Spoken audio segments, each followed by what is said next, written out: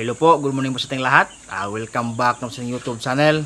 For today's video, isa naman pong tanong po natin pong subscriber ang ating pong sasagutin.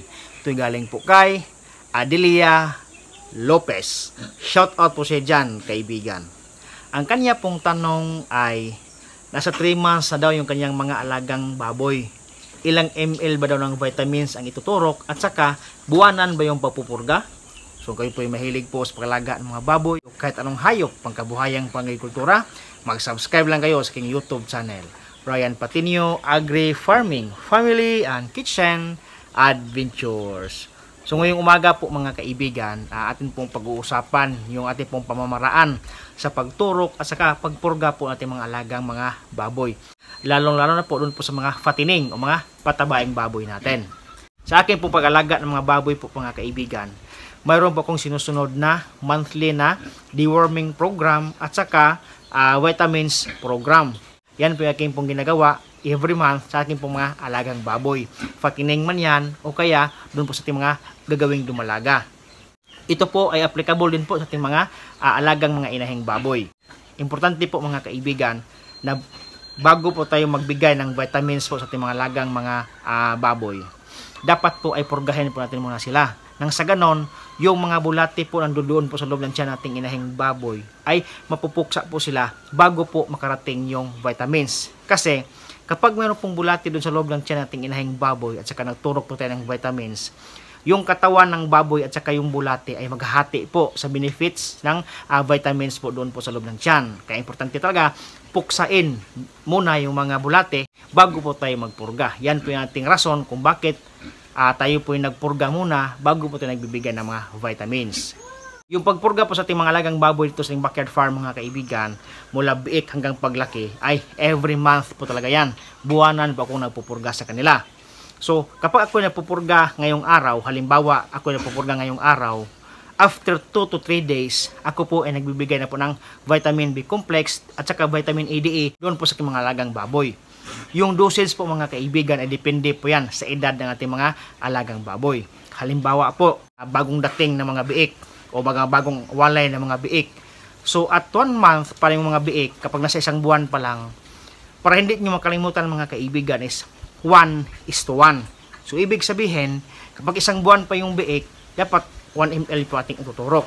Ito po ating tandaan mga kaibigan para hindi po natin malilimutan na sa pagbigay po ng vitamins at saka B complex sa ating mga alagang baboy, ito po ay 1:1. So ibig sabihin, 1 month pababa po mga kaibigan ay 1 ml, 2 months 2 ml, 3 months 3 ml at saka 4 months 4 ml. Yan po yung 1:1 na ratio natin sa pagbigay ng vitamin B complex at saka vitamin A, D, E. Sa pagpurga po mga kaibigan, ang atin pong ginagamit ito ay powder. Kasi po marami po yung mga biik natin. Para isahang purga na lang sa mga biik natin ay yung powder po na latigo po, yan po yung ating hinahalo sa feeds.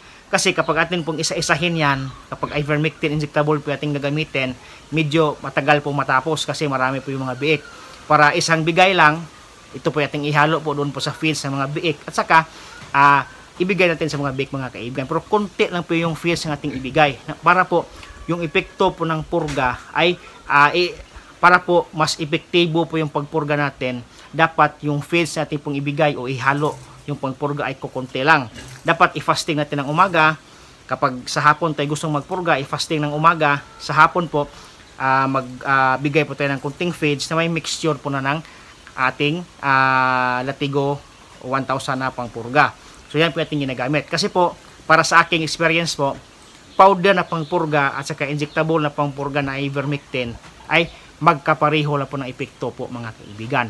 Kaya po, ang aking ginagamit ay sa akin po, ako po hiyang po sa powder po na pangpurga.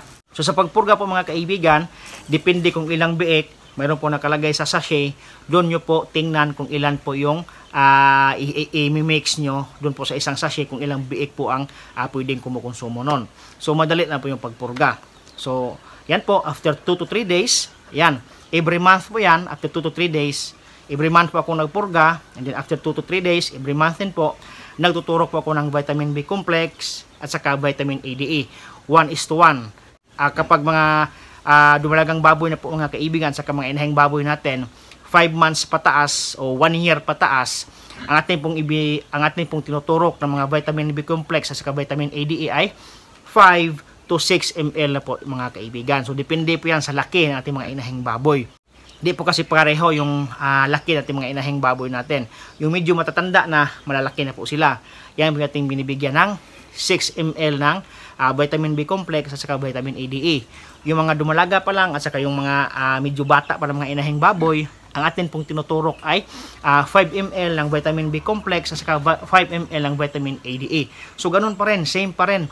Purgahin muna, latigo 1,000, and then after purga, 2 to 3 days, atin pong tuturukan. So para hindi po nyo malimutan, dapat ang yung pagpurga po ay 1:1. Isang buwan, 1 ml, dalawang buwan, 2 ml, tatlong buwan, 3 ml, apat na buwan, 4 ml po mga kaibigan. So yan po ating vlog ngayon. Sana naman po ako nakapagbigay sa inyo ng kaunting kalam po tungkol po doon po sa basic ng mga dosage sa ating pong ginagamit sa pagbigay po ng mga injectable vitamins po mga kaibigan. Hanggang dito lang po at maraming salamat po sa inyong panonood.